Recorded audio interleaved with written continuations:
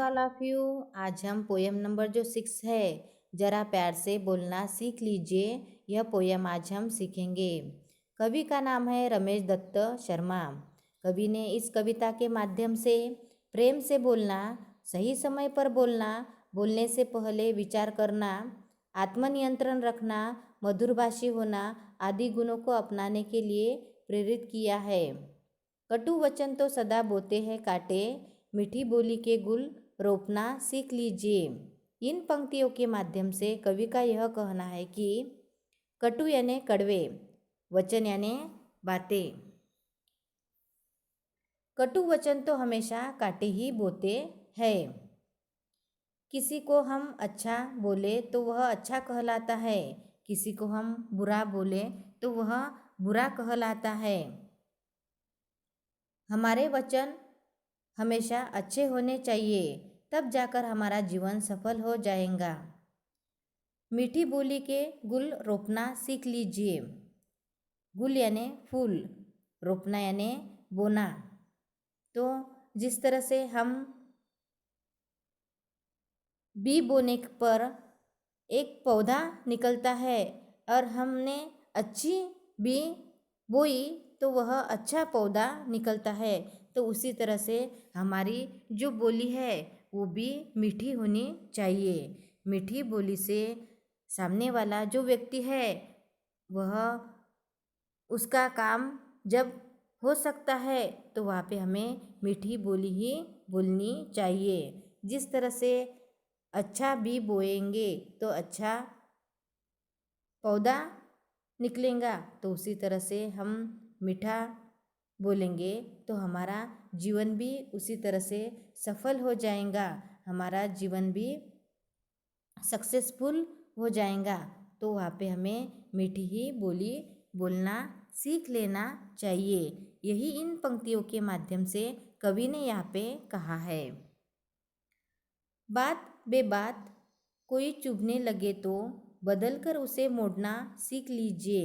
इन पंक्तियों के माध्यम से कवि का यहाँ पे कहना है कि कुछ कारण नहीं होता है, बिना बात के हम जब झगड़ा शुरू करते हैं और बातों का जो बात कही है वह बात सामने वाले व्यक्ति को जब चुभने लगती है, यानी चुभने लगना यानी उसको दुख होता है, यानी कोई कारण नहीं होता है, बिना कारण के हम झगड़ा शुरू करते हैं और सामने वाला जो व्यक्ति है उसे बुरा लगता है, तो वहाँ पे हमें बात बदलकर उसे मोड़ना सीख लेना चाहिए। यानी वहाँ पे तुरंत ही हमें दूसरी बात छेड़कर जो टॉपिक है वह टॉपिक हमें बदलना चाहिए। और जब हम टॉपिक बदलेंगे तो बदलने के बाद में वहाँ पे जितने भी व्यक्ति बैठे हैं वह व्यक्ति उस बदलने के कारण, टॉपिक बदलने के कारण सभी खुश हो सकते हैं। तो वहाँ पे हमें बात बदलकर मोड़ना सीख लेना चाहिए। यही इन पंक्तियों के माध्यम से कवि का यहाँ पे कहना है।